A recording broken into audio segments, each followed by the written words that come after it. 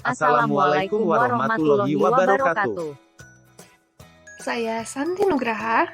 Saya Erika Aprilia. Saya Adi Saputra. Saya Nurasia Dina. Saya Christine Rosalina. Kami dari kelompok 1 kelas R4F. Materi fungsi sensor pengalaman manusia, mata kuliah psikologi sastra oleh dosen pengampu Ibu Sangajiniken Hapsari MPD.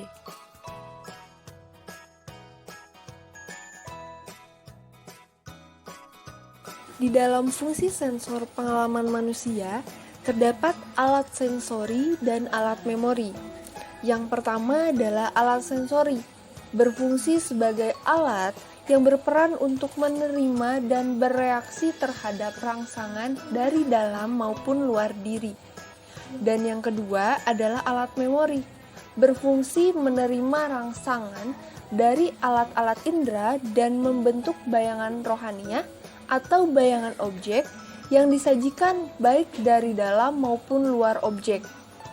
Nah, memori ini berfungsi untuk menyimpan setiap rangsangan yang diterima sensorial dan pengamatan dengan menyimpan sebagai arsip rangsangan maupun sebagai kenangan apabila rangsangan itu sudah terlalu lama. Memori manusia. Sebagian besar kegiatan manusia berhubungan dengan memori atau ingatan. Seperti saat manusia selalu mengingat semua yang terjadi. Memori manusia berisi semua pengetahuan dari urutan perilaku. Memungkinkan seseorang melakukan tindakan yang berulang, menggunakan bahasa, menggunakan informasi yang baru diterima melalui inderanya, mengidentifikasi dengan menggunakan informasi yang pernah diterima dari pengalaman masa lalu. Memori adalah bagian kedua dari model manusia sebagai sebuah sistem pengolah informasi. Secara umum, ada 3 jenis fungsi memori. Yang pertama, tempat penyaringan atau sensor.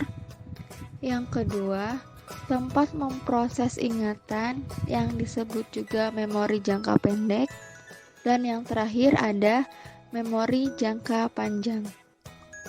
Diagram proses memori pada manusia. Yang pertama ada sensor memori yang terdiri ikonik, ekoik, dan haptik. Lalu, memori jangka pendek sementara, kemudian memori jangka panjang. Dalam proses dari sensor memori ke memori jangka pendek sementara dinamakan proses perhatian. Sedangkan dari memori jangka pendek sementara ke memori jangka panjang merupakan proses pengulangan.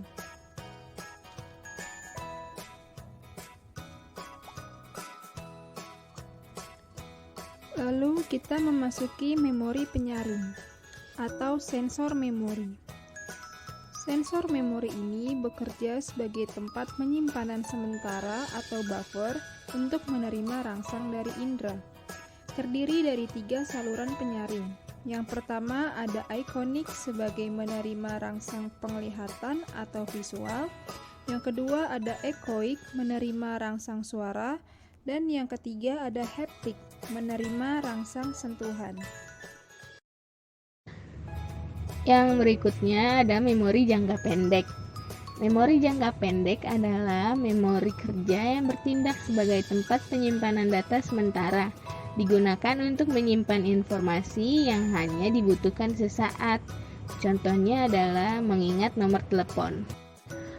Berikutnya ada memori jangka panjang, yang merupakan tempat menyimpan seluruh pengetahuan, fakta informasi, pengalaman, urutan perilaku, dan segala sesuatu yang diketahui. Kapasitasnya besar atau tidak terbatas. Kecepatan akses lebih lambat, kurang lebih 1/10 detik. Proses penghilangan memorinya terjadi secara pelan.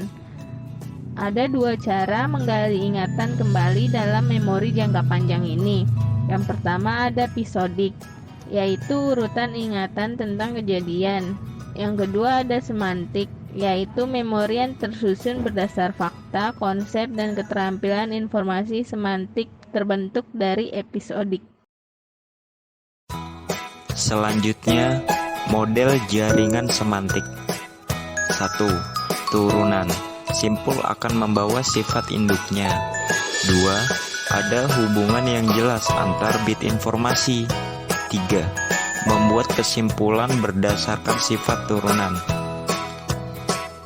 Selanjutnya, penghapusan atau proses melupakan. A. Penghilangan. Informasi hilang secara bertahap, tetapi proses sangat lambat. B. Interferensi atau gangguan atau campur aduk. Informasi baru menggantikan informasi lama. C. Informasi yang lama mungkin bercampur dengan informasi baru. D. Memori melakukan seleksi dengan dipengaruhi emosi, yang mana akan dihilangkannya dan mana yang tetap diingat. Sekian dari kelompok kami, terima kasih.